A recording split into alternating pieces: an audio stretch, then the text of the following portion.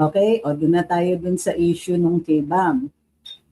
Ayon sa balita, kinuwento ni Secretary Remulla na si Senator Aquino daw tumawag sa kanya.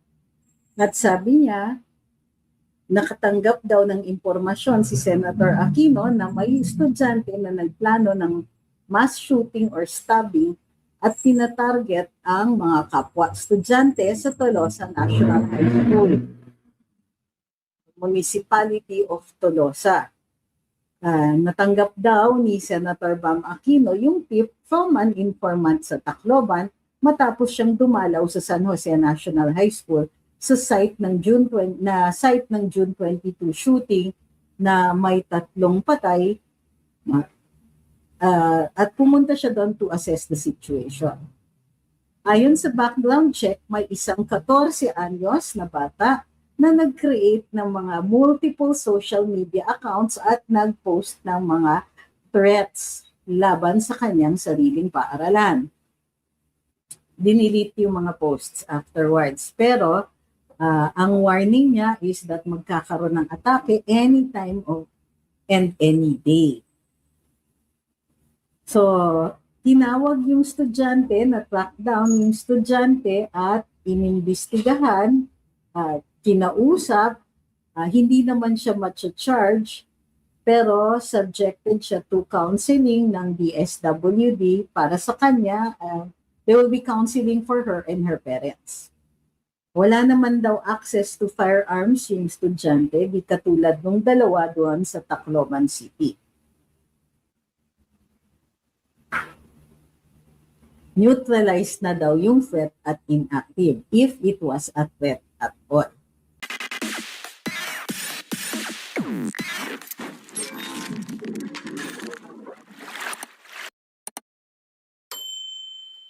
Sabi, okay?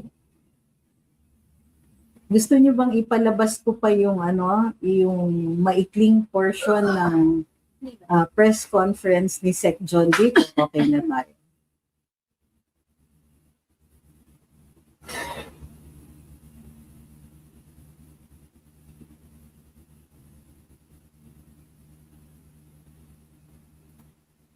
Does the mayor have the right to impose or enforce some acts that supersede the judicial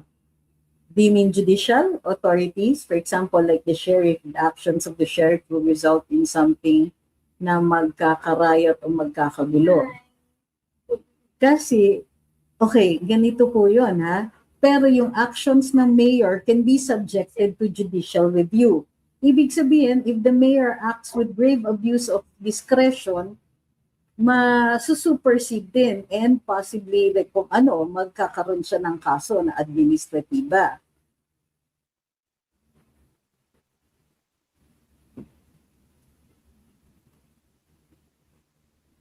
Maraming umayaw dun sa video. Sorry po, Kuvin. Ayaw po eh. Sabi ni CRTV, ang aga naman pinababango ang pangalan ni Bam. Desperado na ba talaga makahanap ng panlaban kay VP sa eleksyon? Bakit hindi nila ibinabalita nationwide? Sabi ni Razel's dad, bullying gone wrong, ang sabi ni SILG. Ang gusto ko pong malaman, ano yung right way ng pangbubuli? Mayroon bang right way? Yung kayang ginagawa nilang magkapatid ang right way.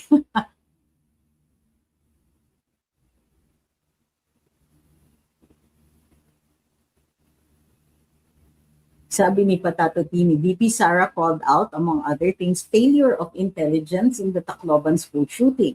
The exchange between Bam and John Vic is not something unexpected considering the admin's misplaced reaction. Hi kay Juan Carlos at kay Triggerman, magandang gabi. Paano napigil? May nahuli? Hindi po nahuli pero natukoy at nakausap at bibigyan ng counseling yung pamilya. Thank you kay Triggerman. Stop. Stop.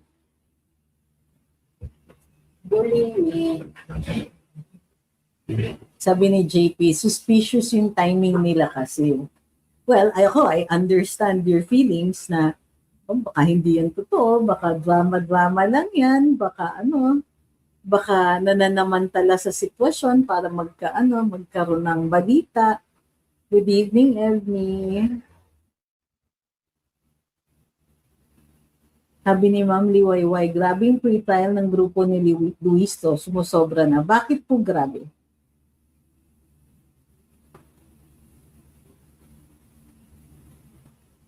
So, so ayan, ako, sabi ni Ma'am Ola, trust issues. Tama naman magka-trust issues tayo. Hindi ko naman understandable yung trust issues. Hello. Sabi ni Kaupe, nagiging Amerika na ang Pilipinas. Ano ba yung may shooting incident na nakakatakot? Yan na nga. Problema talaga yan. Sabi ni Awi, syempre si Bam and John B. kailangan meron silang contribution to the story. Kailangan hero sila para magmukhang on top of the matter ang admin. I just don't buy this act anymore. Teleserye 101. Palking. Alam nyo, even if totoo, itong pagbabalita ni Sec John Vic ang pinagdududahan ko. O bakit? Hindi naman pala, alam nyo yun, lahat ba ng ganyan? Ibig sabihin, ngayon lang sila umandar tungkol sa mga patwet. Dati, marami tayong nakikita sa social media na mga, how do you call this, mga uninformed na mga netizens na nagpo-post ng mga threats na, anuhin kita dyan, ibang-bang kita dyan. Yung mga ganyan. I wish that mas masinop talaga sila. Hindi yung parang, kaya naiintindihan ko yung suspicion ng mga tao na baka hindi naman ito totoo o napaka-suspicious naman ng timing. Sabi ni Ma'am Ola, ewan ko ba, pero every time may nagsasalita kahit sino sa admin, especially yung mga Remulla o si Ante, gusto ko kumanta and now the end is near. Tapos ini-imagine ko slow motion, parang movie na mag-turn around na yung plot. Actually, ang nai-imagine ko yung inaaresto sila, no? Lahat sila merong perp walking, tapos naka-slow motion para nakaposas. Tapos gumaganon sa ilaw. Gumaganon sila, ayaw magpa-picture. Sabi nito, halata masyadong mga mainstream dahil ang bilis nilang pinakalat. Totoo yan. Doon ako wala pang ang detalye. Earlier in the day, kumakalat na. Si Senator Bandao. May ganyan. Sabi ni CRTV, na-notice nyo ba na pagkatapos ng isang issue ay may kasunod na naman na issue? Sino kaya kumukumpas ng sunod-sunod na issues para makalimutan ang flood control?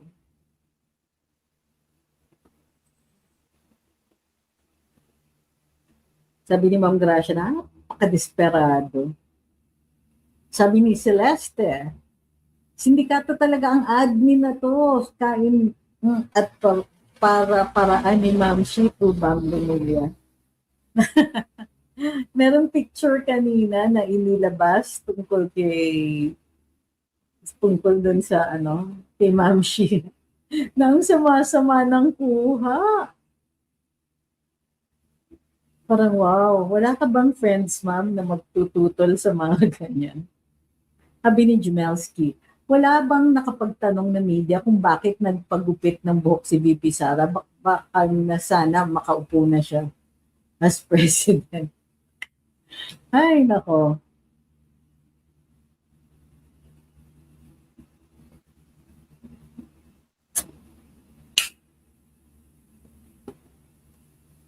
Sabi ni Julius, pero sabi ng mga mahuhusay magpalaki ng anak, dapat daw monitor ng mga magulang ang mga anak. Paano namin ma-monitor? Wala namang kami confi funds, nakilabangag, NBI, DILG, DOJ, Ombudsman, PNP, yung budget at lalo wala tayong maleta.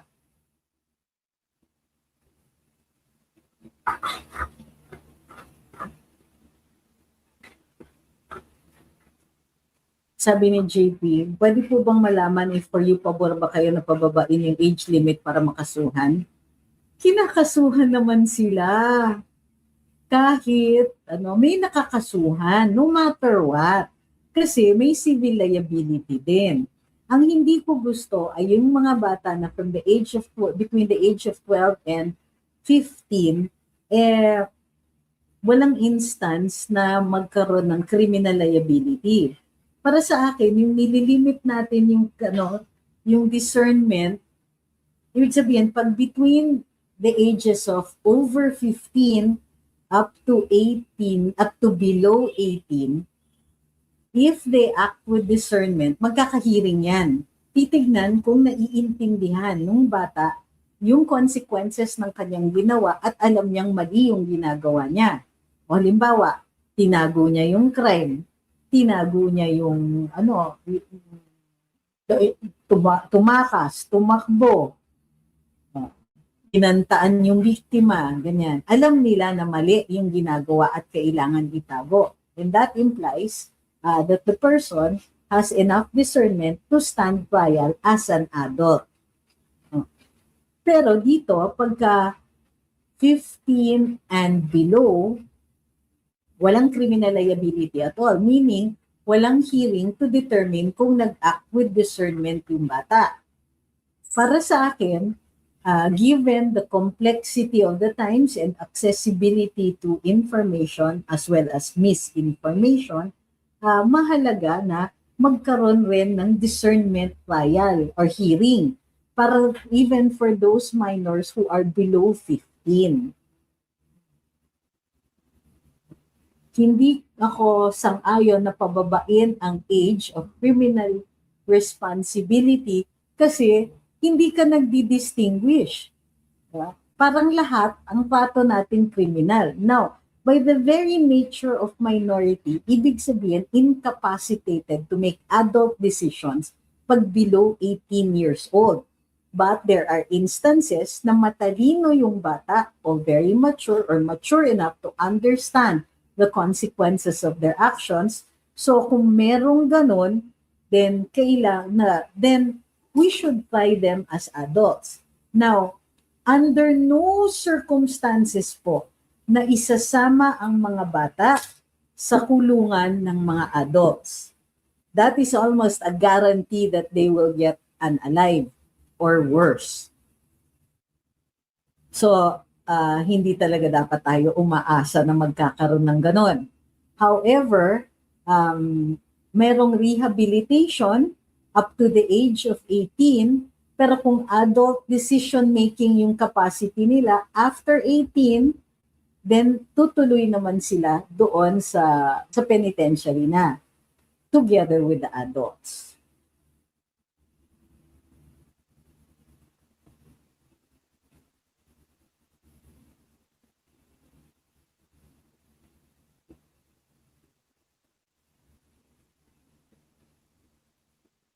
Sabi ni Musikero, the same John Vic Remulla na hindi daw niya pinipigilan makapasok si Robin Padilla kahit may video na hinaharang niya, credibility of the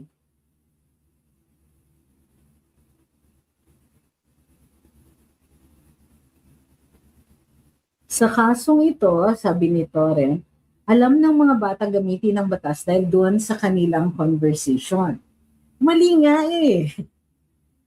Akala nga, well, yung isang bata kasi over 15. So magkaka-discernment hearing yon. Yung bata na 14, hindi. So kung nagkamali sila, ibig sabihin, hindi mo magagamit yan as evidence. Pero mayroon silang intent to get away with it. And that means they understand the consequences of their actions. Unfortunately, yung 14-year-old, wala talagang criminal liability. Hanggang 18 lang siya makakapag-stay sa rehab. Yung 15-year-old, it is possible na kung may discernment siya, there's evidence of discernment, rehab siya until 18, and kung as an adult siya, then he will serve the rest of the sentence in an adult penitentiary. Sabi ni Harfax, damage control si John Vic matapos niyang sabihin bumaba ang crime rate during his leadership. Ito ngayon, daming unalivan. Oo, totoo. Sabi ni Ian, yung 14-year-old ang nagsuggest na hindi sila makukulong. Sabi ni Ma'am Gracia, may 16-year-old na nag-stab sa 18-year-old. Well, if the 16-year-old understood the consequences of his actions, then he will be tried as an adult. Madidetain lang siya sa bahay Pag-asa hanggang 18 siya, and then after that, sa regular prison na.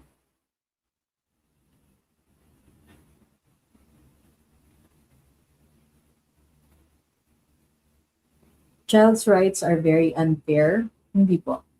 May law din na pwedeng idemanda ang anak ng magulang kung di niya kayang mapag-aral ang anak, pero walang law na makukulong ang anak pag di makatapos ang anak. Saan pong batas yan? Sa Pilipinas, wala po yan. So, unless you're talking about support. Because pag minor, yes, the child is entitled to the support of the parents sa halagang makakayanan nila. I don't think naman, ma'am, it is fair to say na hindi fair ang mga child's rights. Children are people, so may karapatan sila. Meron ding Universal Declaration of the Rights of the Child, pero dapat basahin niyo po muna siguro. Kasi ang nakikita ko naman is may karapatan naman talaga sila to the care of their parents until such a time as kaya na nila. Sabi ni Ma'am Gasha, natatakot ang mga parents. Saan? Sa mga anak nila? Hindi naman tayo ang US.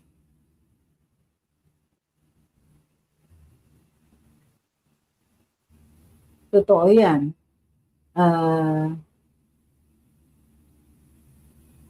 Ma'am Dinah, I think kung magsasalita tayo ng ganito, kailangan i-substantiate natin.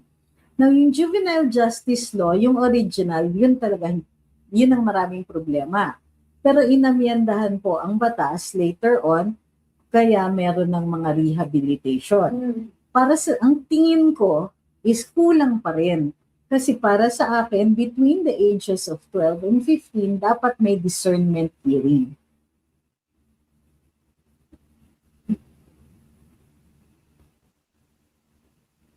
Sabi ni Patch, nakaka-hopeless na wala na tayong maasahan sa gobyernong ito, nagiging out of order na yung society natin kasi out of order ang utak na nasa gobyerno natin. Tayo-tayo na lang talaga bahala sa buhay natin. Sabi ni Jumelski, ang PR ni Bambina parang may tama sa ulo mag-isip, nabubog si Matching sa juvenile law niya dahil sa barilan, pero ito coming out as hero si Bambina ngayon, bagsak si Kiko, taas si Bambina, di wow. Baka sila yung nagpi-PR warfare. 'Di ba? Merong di umano nagsasabi na mayroon daw isang PR lady na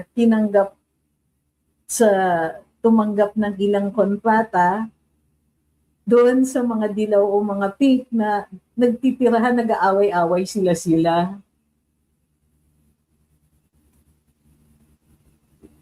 Sabi ni Ma'am Awi, kung tama pagkaintindi ko sa events, yung 14-year-old ang naka-unalive ng marami, pero yung 16-year-old, 15.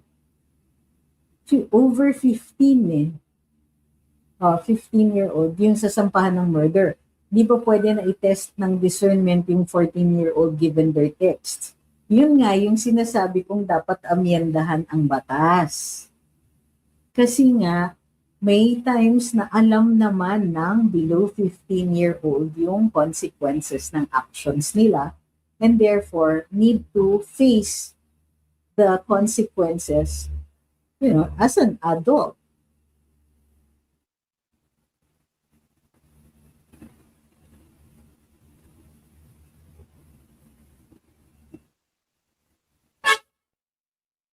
Agree. Sabi ni Home Diva, ginawa kasing blanket law based on age. Dapat based on age and gravity of the crime.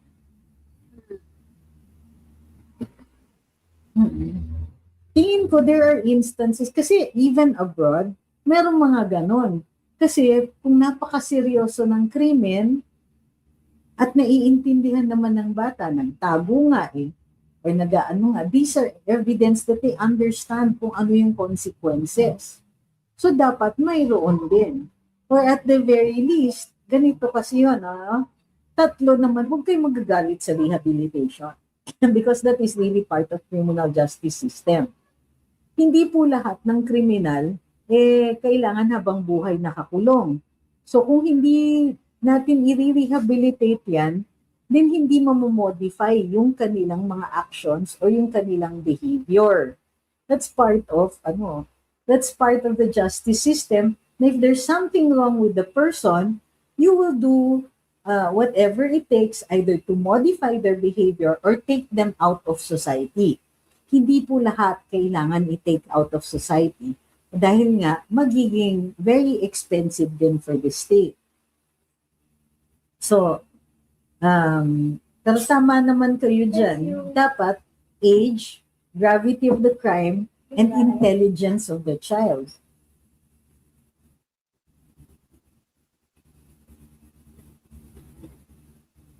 Ma'am Dina, hindi nga nila ganun kaalam. Kasi akala nila pareho sila na wala silang liability.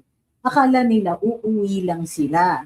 So mali pa rin yung understanding, pero yung impetus was the false information.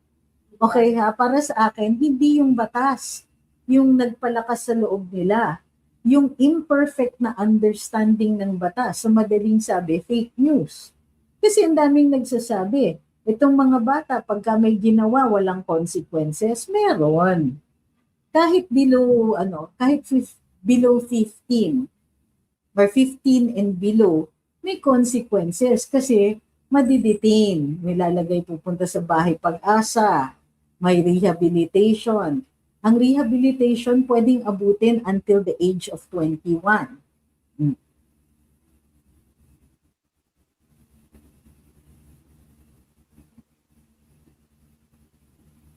Sabi ni Johan, at the end of the day, masyadong unfair yun sa biktima.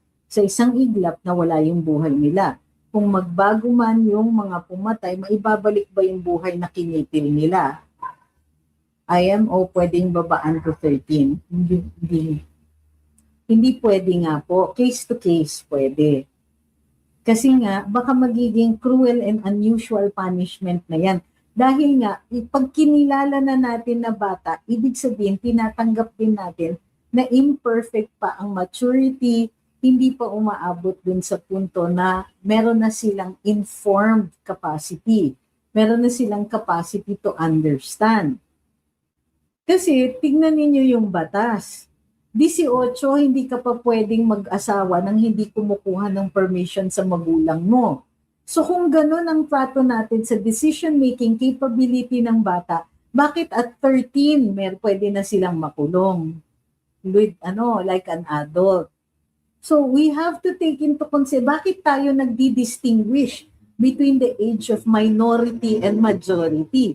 Kung hindi na i-erase natin yung distinction when it comes to criminal liability. Pero andyan pa rin, hindi sila pwede mag-yosi o bumili ng yosi. Di sila pwedeng uminom o bumili ng inom. Di sila pwedeng mag-asawa, pero pwede silang makulong. Di ba? Parang ayusin natin.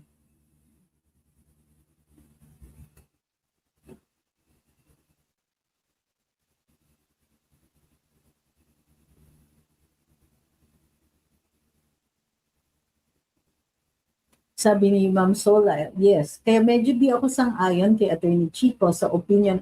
Guest namin siya bukas. Na i-compare ang Pinas sa US kasi sabi niya, kahit daw ibang state ng US, walang ganyang law, mataas pa rin ang krimen involving minors.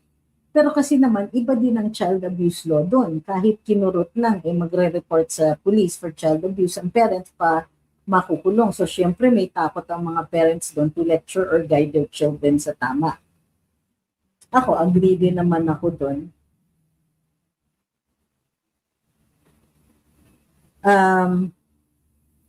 Sa akin, iba rin, okay, ganito yon. Masyado naman, kung sinasabi natin, mataas pa rin ang crime rate kahit may ganun na batas or anything.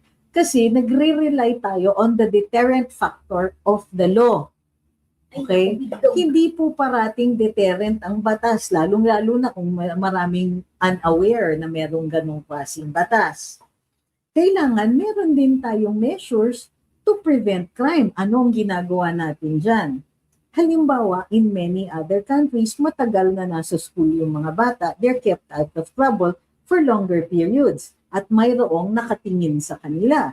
And what if the children have way too much time on their hands that are not spent on learning? So that's another factor.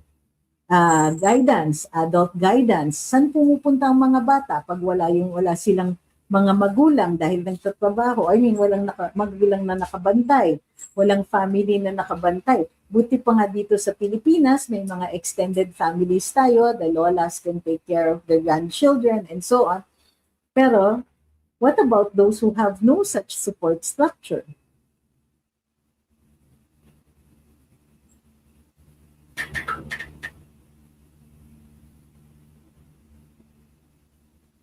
Sabi ni Figliani, Alessandro, aren't laws subjected to committee hearings then approved by both the Senate and the HOR and finally signed by the President before they take effect? If that's the process, how can Kiko alone be held responsible? That's also a good point. But he was the primary author. And hindi, ang problema kasi kay Senator Kiko, nung marami ng complaints about the law, hindi siya nag-convene ng oversight committee hearings. And even up to now, hindi niya ginagawa. Sabi ni JP Millanes, I just feel so angry and sad. Angry that the 14-year-old who has done the most damage gets less of the consequences. Sad that we lost innocents who had nothing to do with the crime bullying, especially a kind and gentle soul like Chris Lawrence Fabian who sacrificed himself.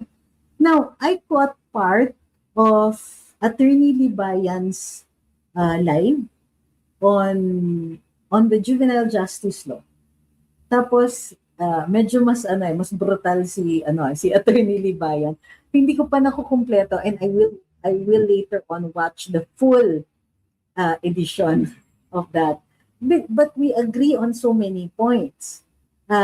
Sinasabi niya that ang dami kasing hindi nakaka-appreciate ng batas. Hindi rin na-appreciate yung constitutional protection that is guaranteed for children. And the guarantee is there because nga they are incapable of making adult decisions, general rule. Which is why ang gusto kong amendment is that we will look at children below 15 and hold hearings to see if they understood the consequences of this. Diba? Kasi we can get angry, yes. And we can get sad. And we can rail against and we want to blame the law, but the law doesn't, it's not an active thing. But, baka naman kasi sa galit natin is we are going to affect an entire generation, or the future generations to draconian laws. Children do not belong in jail. They're still growing. They're still learning. Now, dangerous individuals must be taken out of society regardless of age. So the law must target specifically those children who endanger us, who endanger society.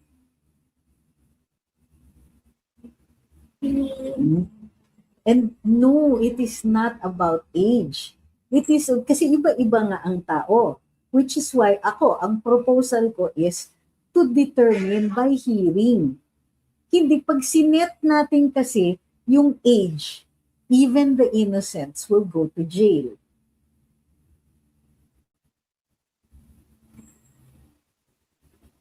Samantalang pwede pa tayong mag-intervene sa kanila.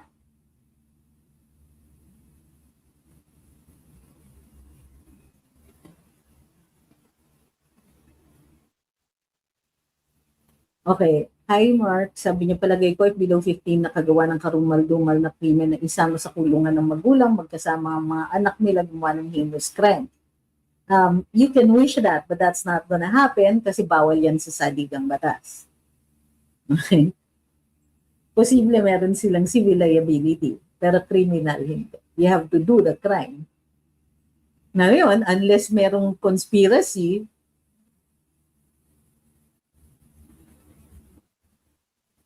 sabi ni Ma'am Awi, in relation to this law, we should also look into the possible role of DSWD. Yes.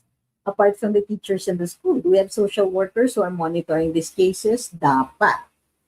So, and if they're not doing their jobs, then we need to light a fire under their feet.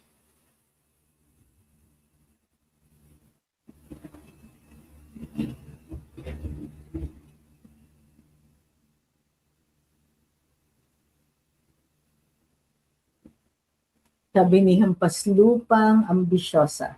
Sa galit ng DDS, si Kiko Binanatan, sa galit ng mga dilawan at sympathizers ng CPP, si Digong pinagpipintangan. Dahil daw lagi nagsabi na patay-patay, giatay na, di na presidente si Digong, si BBM yung presidente.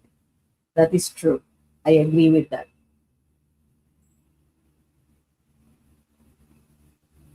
Okay. Now, I understand galit tayo, and many are really angry here. Pero yung mga suggestions ninyo, I also understand na bunga ito ng galit. But, kumbaga, blame where blame is due, and penalty where penalty is due. So, yung mga sinasabi, yung mga batang, yung mga nag-SA, isama daw in jail with other SAers. Okay? Alam niyo bang specially protected class ang mga bata? The Constitution recognizes na mayroon kailangan tayong gawin to protect children. So, we recognize they are different from adults. So, it will not be every single time that they make decisions like they are making decisions, like adults make decisions.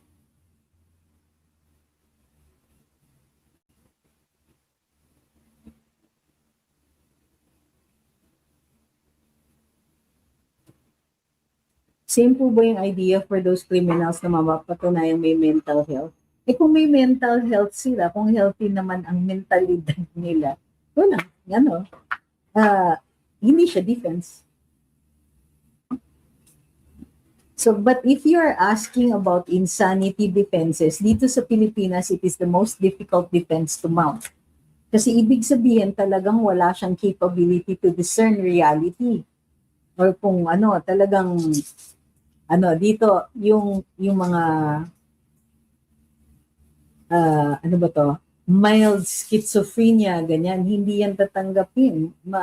Kailangan for the court yung insanity defense that malala talaga ang papatunayan. It has to be really a break from reality. So,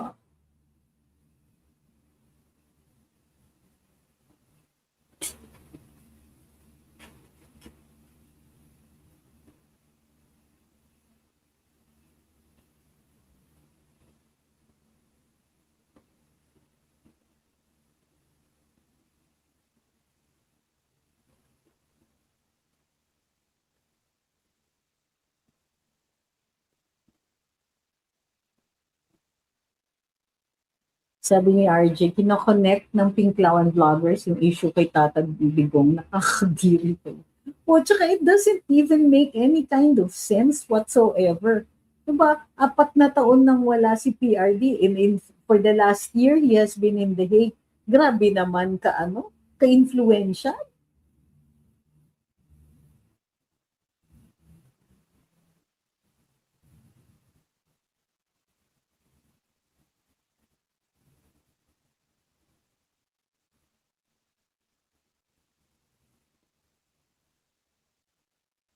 Tama ito. Sabi ni Ma'am Sola, bisitahin uli ang batas because yes, they're not fully informed or they don't fully understand the law. Maybe we should update the law kasi for example, may nag-explain ng tama sa mga bata regarding JJ law. Pero ang access ng kabataan online, the year when the law was passed, limited ang access online. Daming misinformation online. On the other hand, habang nire-repaso, budget, need enough budget for this. Unang-una, para sa capacity na makadetain ng child offenders or children in conflict with the law.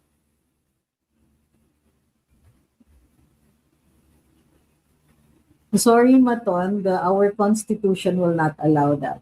Sabi ni Maton, Philippines should implement caning for children who commit criminal offenses similar to what Singapore does. Unfortunately, under our constitution, bawal po ang cruel and unusual punishment. Aww. Just kidding. Can I have this? Yeah. Yeah. Yeah. Whatever you want. Meron pa dito. I like this better. We can have this.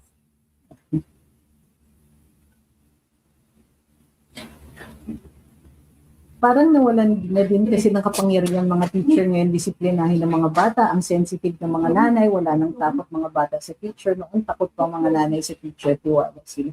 I think medyo dangerous yung statement kung wala kang standards, no? Anong pwedeng gawin ng teacher? Pwede bang i-ruler? As in, hampasin ng ruler yung bata? Papayag ba kayo na yung anak nila pinapalok ng teacher? Wala kasi, although the teacher does stand in loco parentis, meaning yung teachers at saka school authorities, they have authority, parental authority over the children while they are in school.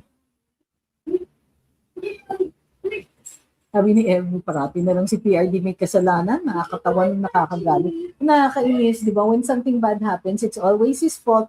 Pero yung mga mabubuti niyang ginawa, yung rehabilitation ng mga seaports, ng mga airports, yung mga roads, bridges,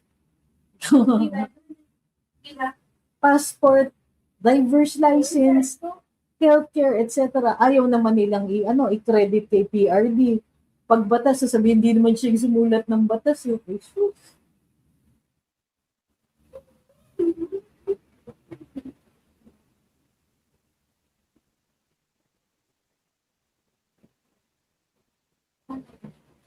Sabi ni Michael, yung mga street children na ang iba ay nagsusolvent pa, ayaw sa gipin ng DSWD. Ayan.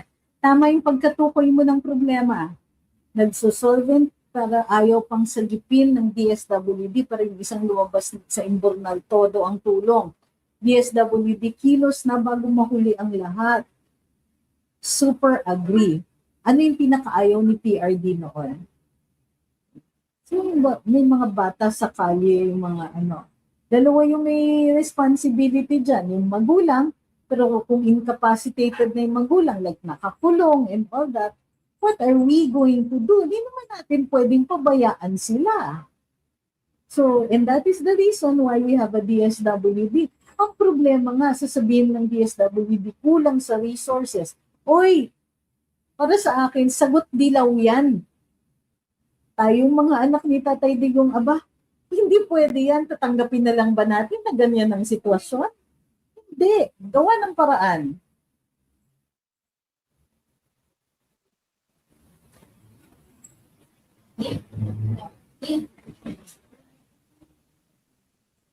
Sabi ni Sir Randy, pinagtulungan po ako ng Dilawan at Pinklaon sa FB nung tinira ko ang batas ni Tito palibasa DDS Okap. Pero sila naman napikon at ni-report nila FB ko at tinake down yung post ko, pikon sila. I-cite ninyo kasi yung batas. Kasi sa totoo lang, minsan nahuhuli natin sila ng ganyan eh.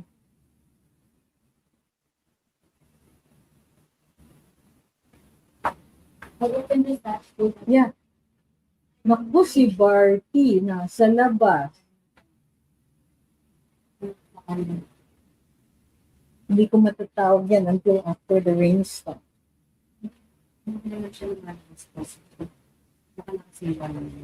Sabi ni Ma'am Au. Si Attorney Chico, guest mo bukas sa The Spox. Excited much? Yes. Another fun-filled episode with Attorney Ed Chico.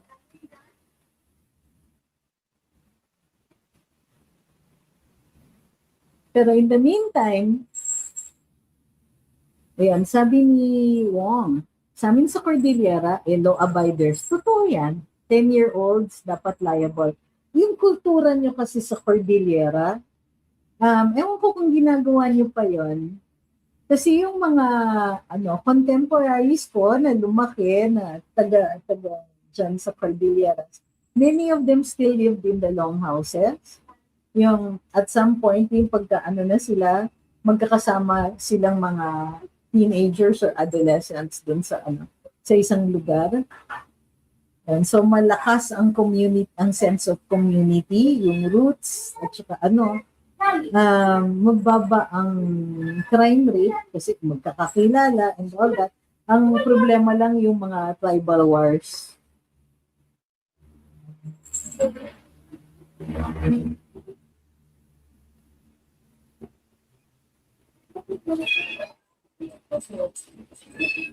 Sabi ni Ma'am Mavi, daming kabataan po sa paligid ng SM Bacoor na nag-solvent, sabi ng taga-DSWD na nakausap ko. Pag daw dinala nila sa pangangalaga nila, kinukuha ng mga magulang, kaya hinahayaan na nila. Hindi ba dapat may intervention? Sa payan. Sabi ni Elmer, I understand the complexity of the juvenile detention, pero parents talaga blame po dito. May ganyan po. Of course, una natin titignan ng magulang, pero at some point, kasi kung i-discern natin na meron silang criminal liability, out na yung parents. Hindi na natin mablame yung parents. Kasi yung sinasabi natin, the child acted on their own.